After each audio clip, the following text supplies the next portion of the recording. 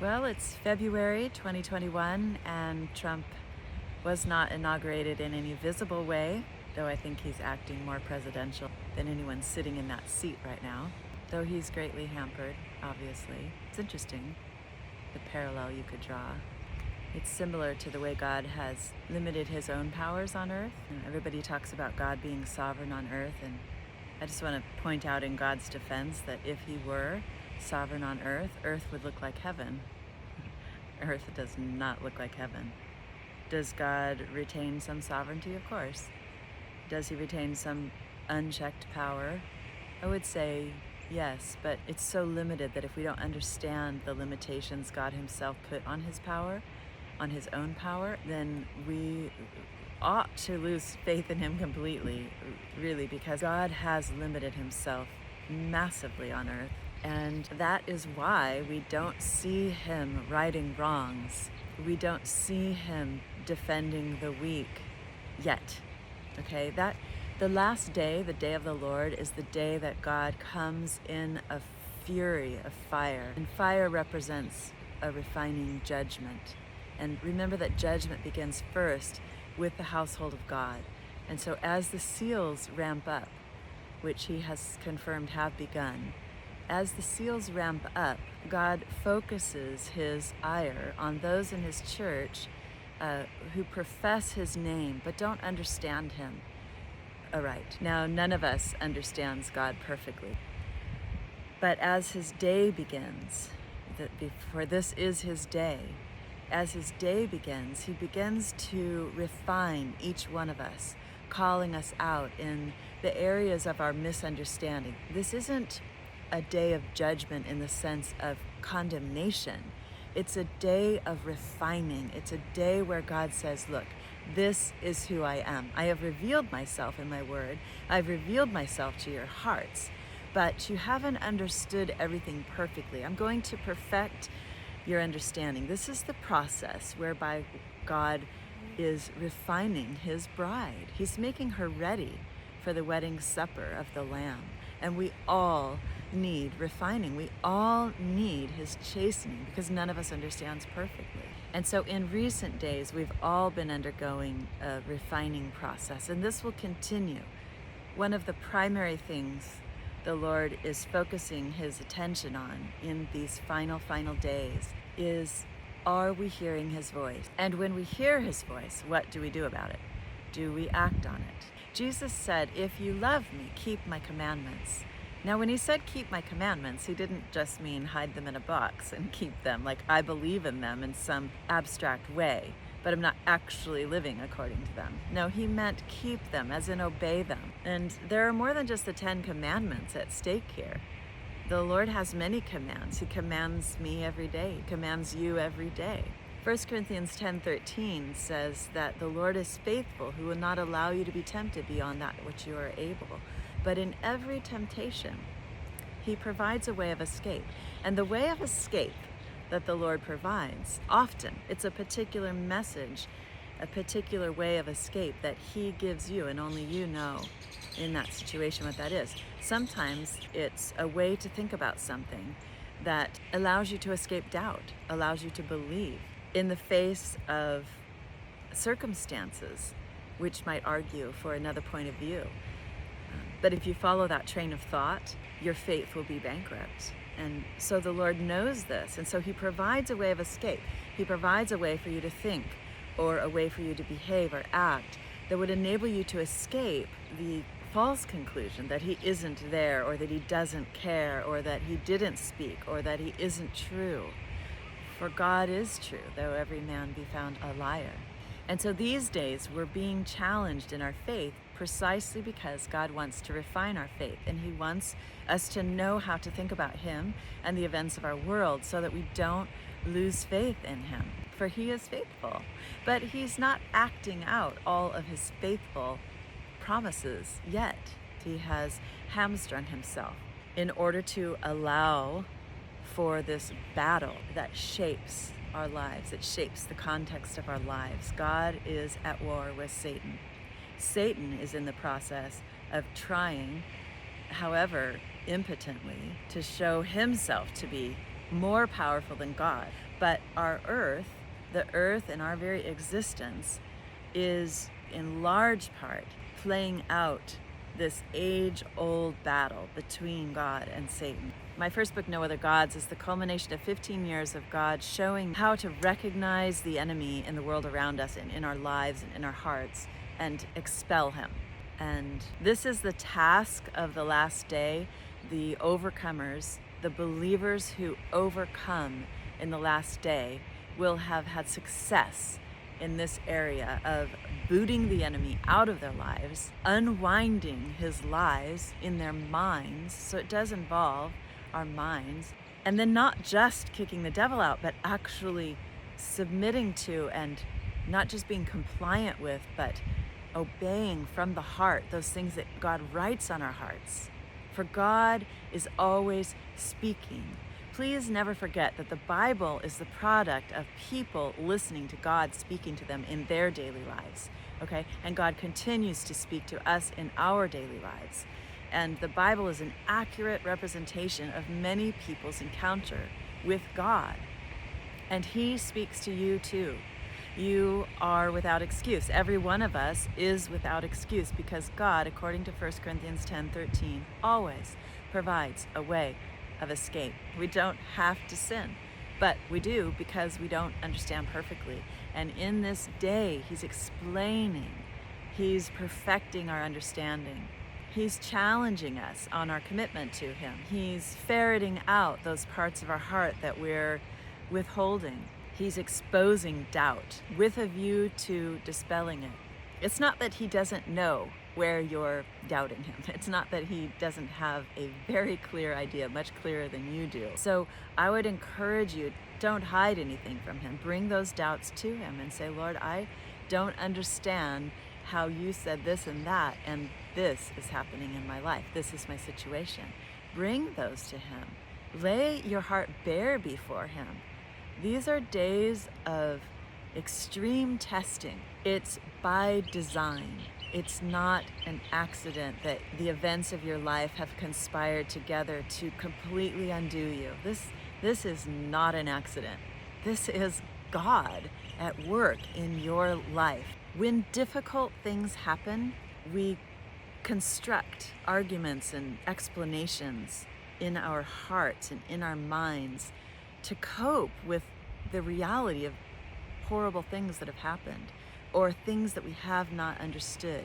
And sometimes the explanations that we come up with are true, but sometimes those just are lies. The explanation which is not true brings us a measure of peace so that we can cope.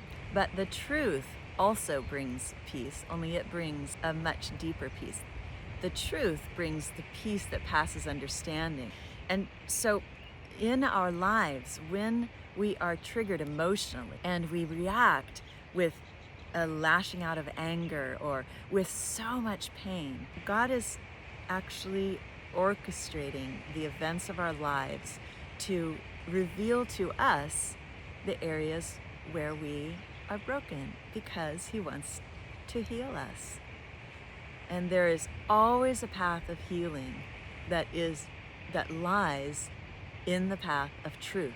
Now, there are other paths of healing that are far inferior.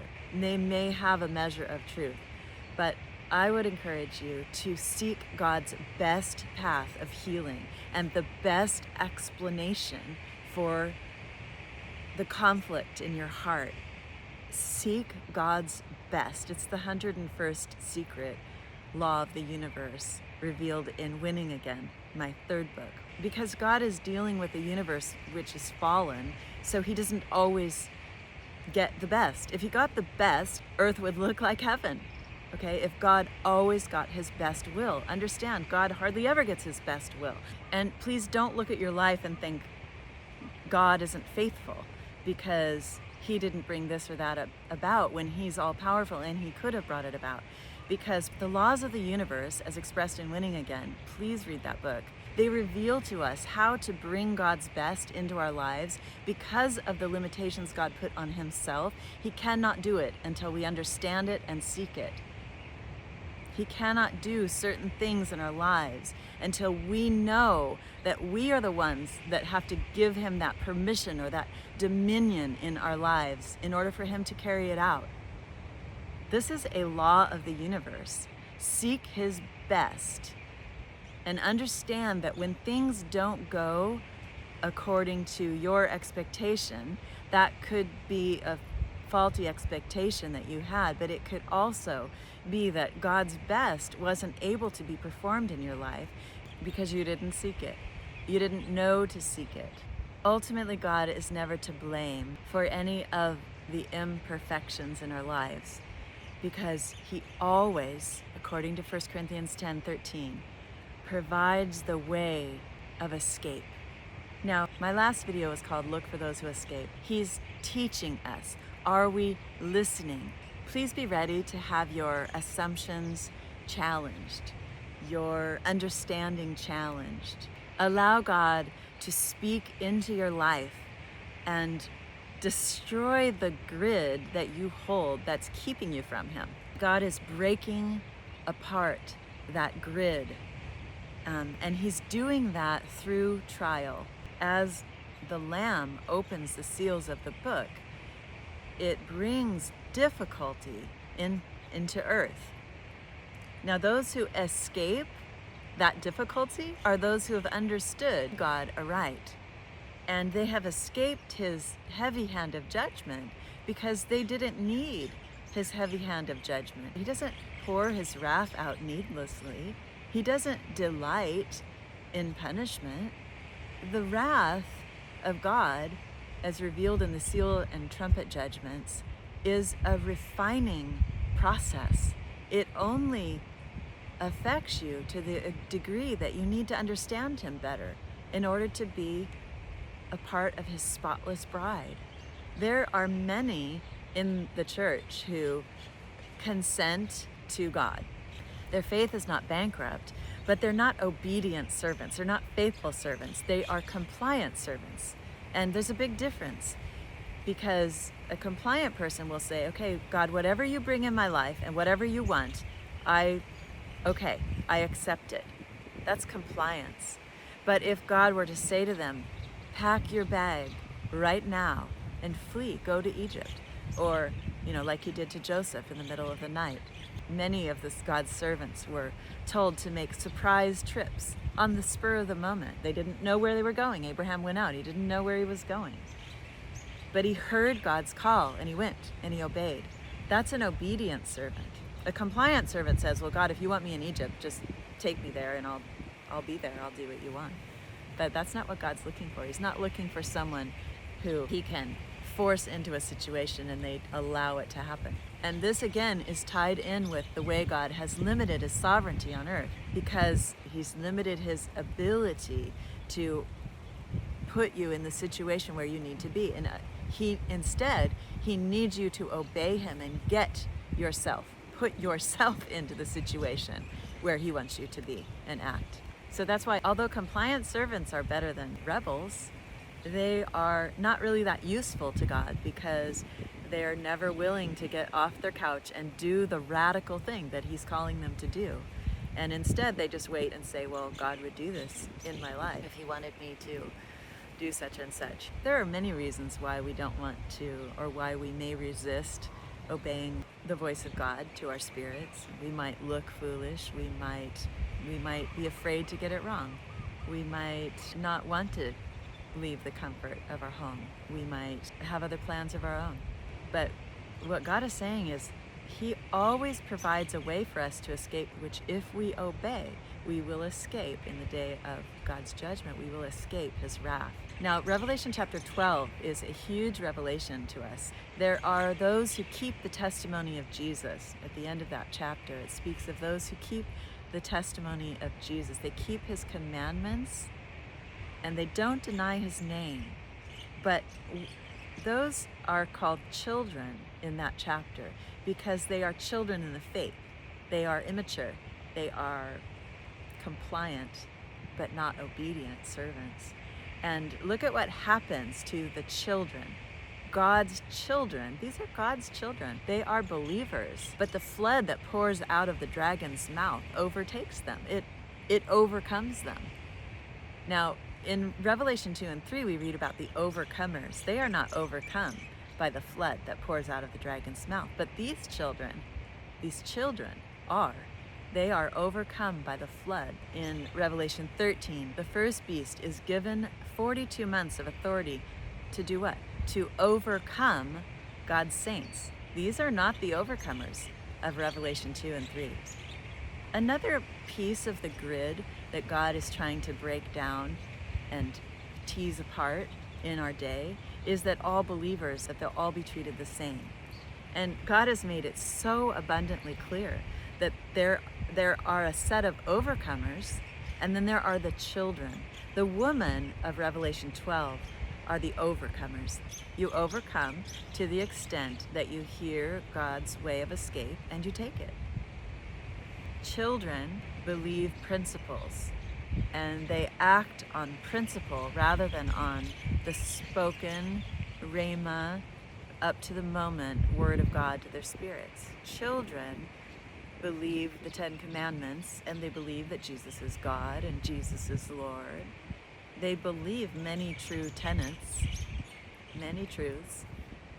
They are compliant, but not necessarily obedient. This is why Paul said, and he will deceive, if possible, even the elect. The elect are the saints of God. God's people are elect. They're chosen. They believe him. But not all people who believe in God understand him to the same extent. The tribulation period is the last period on earth in which God chastens and refines his bride. And we're entering that period now. And I want to encourage you to look for the way of escape, to seek his best, to hear his voice clearly and concisely and obey it without fail. Don't just comply. Don't expect that God will do miraculous things to put you in a certain place or deliver you from a trial of your own making. So I want to encourage you, if God has been bringing you to your knees in an area of doubt or compromise or mere compliance rather than obedience, or perhaps there's an area of your thinking that it's just not working anymore. You're looking around you and the principles you've believed and understood are not working for you anymore. Perhaps God is trying to teach you to look at things in a new way. And I want to encourage you to go down that path with him as far as it goes. If it's a doubt you're struggling with, take that doubt to its nth degree with Jesus in the presence of the Spirit of Christ.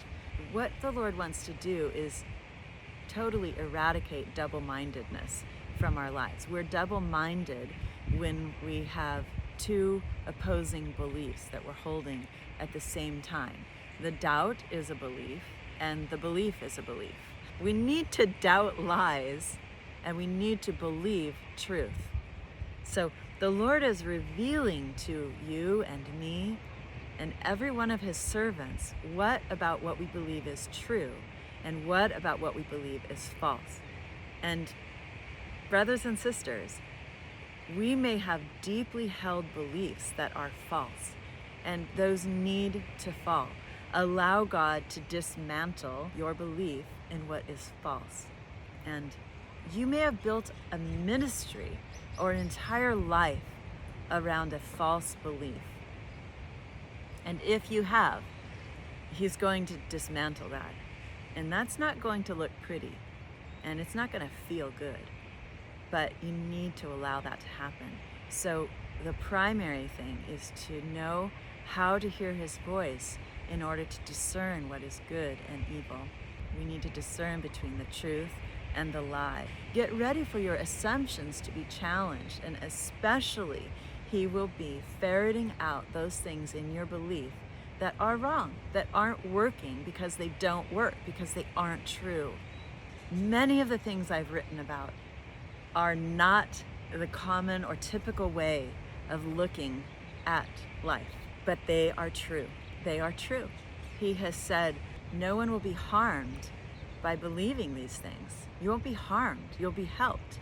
And so many times it's what we believe about God that's the problem. It's not the solution, it's the problem, because we don't understand Him correctly. So my prayer right now, God, I pray that you would infuse your truth into each one listening here, that you would bring the truth to bear in each heart that is here. Change us, God. Mold us, shape us according to your truth. Jesus is Lord. Jesus Christ is come in the flesh. Jesus is Lord. Come now, Lord, and do that work. Expose us, correct us, shape us, mold us, transform us from within. Write your laws on our heart, Lord. The words that are true, write them on our heart. Grant us the courage to believe and to face up to the fact that we have believed things that were not true. And no matter what we've built in our lives, if it was built on the sand, if it was built on a lie, it's going to come down. Give us the courage to face those mistakes we've made, the lies we've believed, and help us, Lord, in our distress as we rebuild the foundation of our lives on the truth that does not alter and that does not shift no matter what is going on in the world around us. The peace that passes understanding is what He grants to those who have freely understood in truth. Nothing will shake that peace. Not the seals, not the trumpets. That's the kind of peace I hope for you today, for it is founded on the rock, Jesus. God bless.